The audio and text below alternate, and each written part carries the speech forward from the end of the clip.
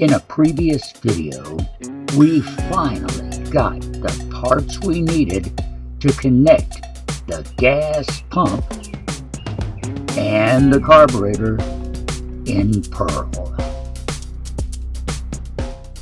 I don't know about you, but it seems to me like that was forever ago. In reality, I think it's been maybe, 3 weeks perhaps. But we've done a rodeo. We had to do a unexpected roof repair and probably one or two other things in between, so that it seems like a lot of time has passed. And all that going on had kept me from getting back to work here on my girl. But we're finally back here on the MT and Me.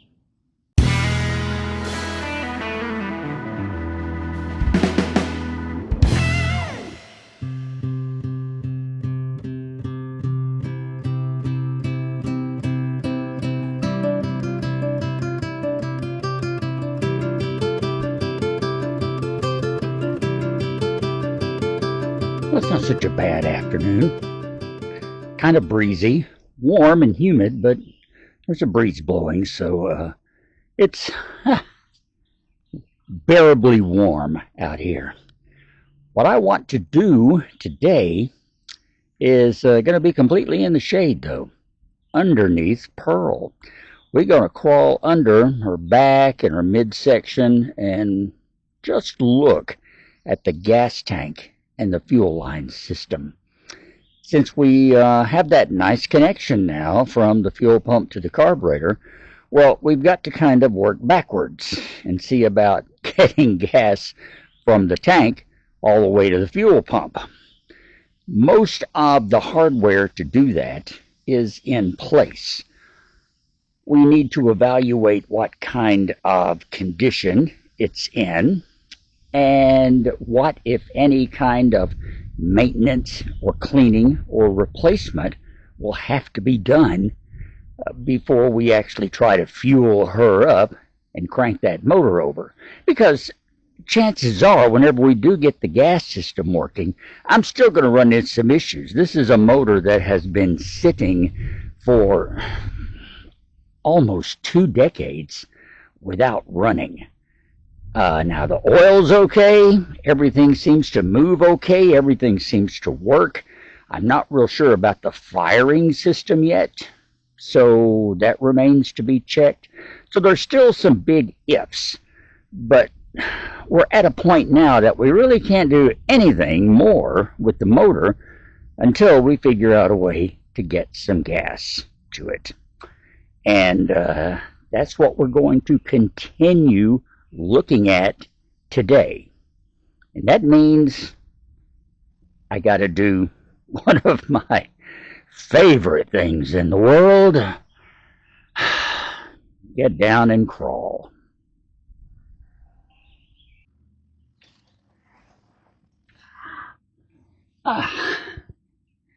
Yeah, dirty shoulders and all. Fun. So here we are under Pearl once again. It's shady, the concrete is nice and cool, so temperature is not bad. But there's about 500,000 itty-bitty tiny mosquitoes under here. So we may have to come back a little bit later and try this again, okay?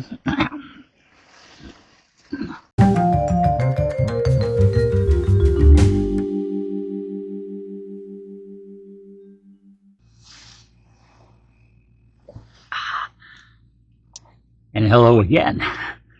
All right, it is the next day. I actually managed to come home a little early, so we're at midday. I don't think the mosquitoes are too bad right now under here, so maybe I can do this without any bug issues going on. Because basically all we're going to do is have a really good look-see so that I can show you what things are like under here. And then I want to get, some input from you. I've never dropped a gas tank on a vehicle, so those of you who have, I'll be interested in hearing any tips and tricks that you might know. I've never really done anything with a fuel line, fuel system.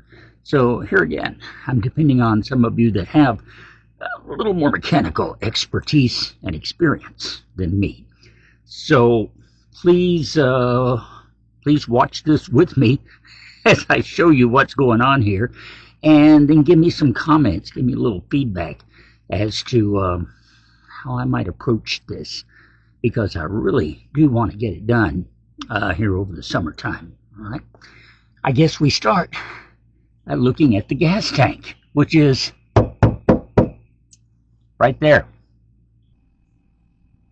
Nothing at all unusual or special about it. I think it's maybe a 22-gallon tank. I'd have to double check and be sure, but 22 gallons, somewhere along those lines.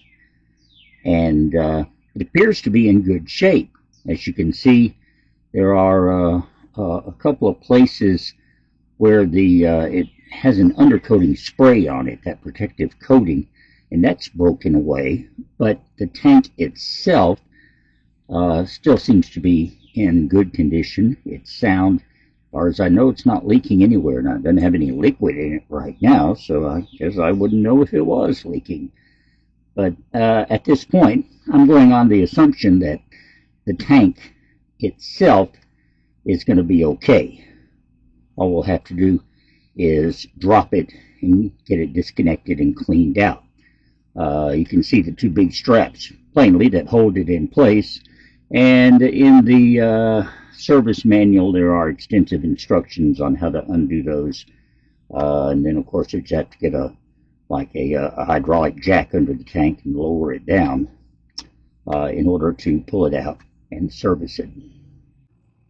So like I said, you got some places here that coating is coming off. The tank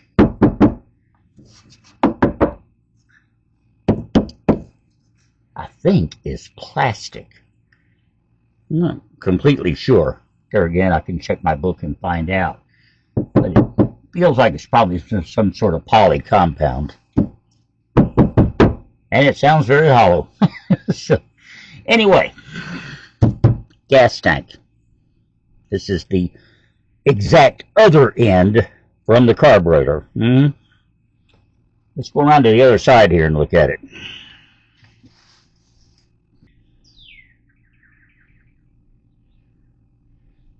Okay, now here on the other side of the fuel tank, you're not able to see a whole lot because the rear axle and differential is in the way. I do want to show you one thing in particular, and that is that right there. This is an electric inline fuel pump. The feed going to it, there's a toggle switch on the dashboard, label fuel pump on and off. So far I have been able to get this one to work, but it looks rather old, so it may be seized up. So this is the feed coming out of it. This is from the fuel tank here. This feed comes out, loops back, and you can see right there it attaches to the copper line. This is my fuel line, the hard line that runs all the way to the engine compartment on Pearl. And as far as I know, this line is in good condition. I've done a cursory check of it all along the body, and it seems like it has not been damaged at all in any way. But as for this pump, I don't know. We're going to probably have to take it out and check it completely. I really can't tell how it is secured to the body, but it is. It's quite firmly in place. So that's going to take a little more work to see. And as far as the other connections on the fuel tank, I'm not going to be able to show you those. They are all right here. However, you'll be able to come in underneath and get to those when the time comes to to drop the tank. And you know what? I just found something. I searched it. It appears to be a hole. There's a drilled hole, though. I'm not sure if that's actually in the tank or not. That looks like something that's been knocked there. We're going to have to look at that a little closer, too. See, that's what I get for bragging that there's no holes in my gas tank. I may have to reevaluate that situation. But anyway, showed you the electric pump, and I guess kind of looking at it may be the next thing we do, because this is going to have to be disconnected. In fact, all that's got to be disconnected before we go in and drop the gas tank. So that'll be something else. The electric pump is interesting, and I've got a couple of past programs on it. Me and my neighbor Thomas from across the street spent a couple of weeks actually looking for it, because we had this switch on the dashboard that said gas pump, fuel pump. I said, what the heck is that? The fuel pump's on the motor, you know. And we couldn't figure out why there was an electric pump in the first place. And finally, we got back here looking. We found that little black cube and said, well, it doesn't look much like a gas pump, but maybe it is. There you are. Okay. I was looking for the camera. Hello, camera. Oh, I think I found it here. And it is.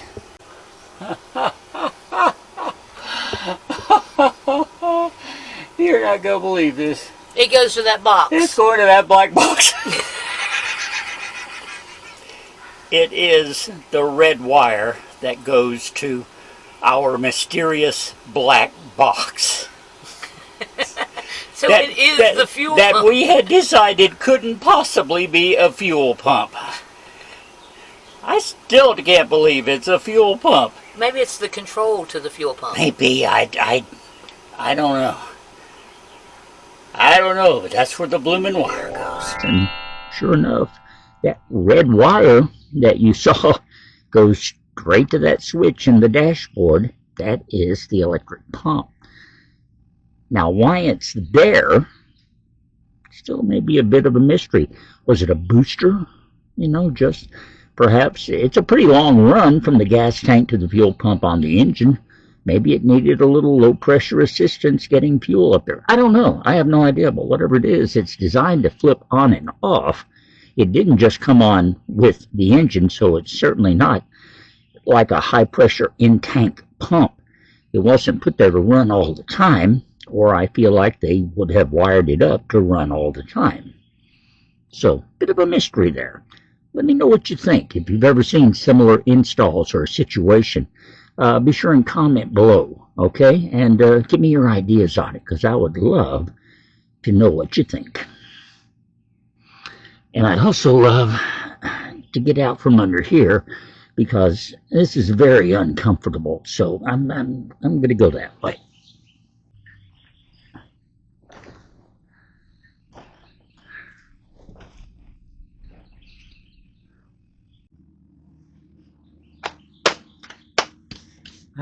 Okay, so, whew, like I said, crawling around, one of my favorite things.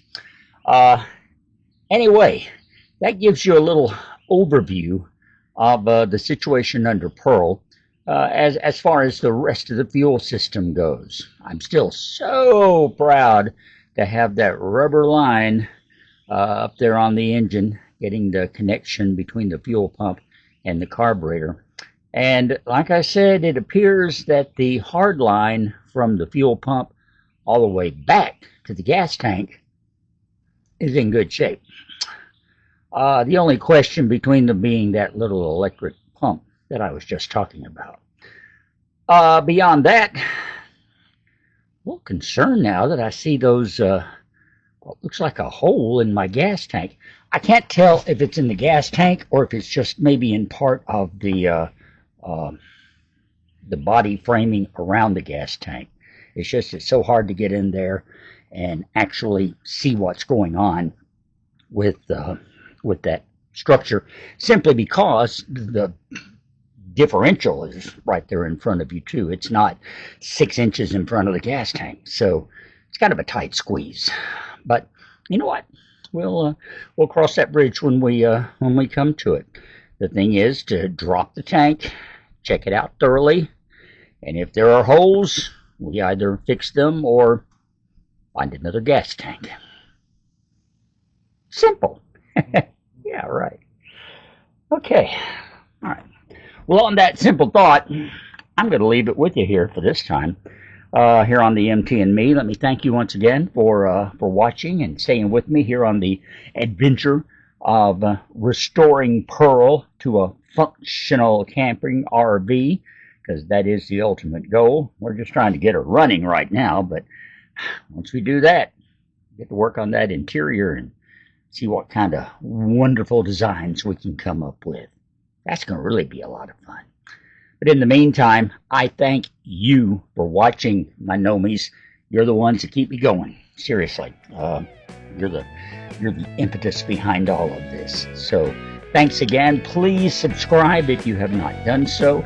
Please give me a thumbs up below, and check out themtandme.com. You can also buy me a coffee if you want to help out with the Pearl project. Thanks again. We'll see you next time around. I'm Russ. We'll talk later.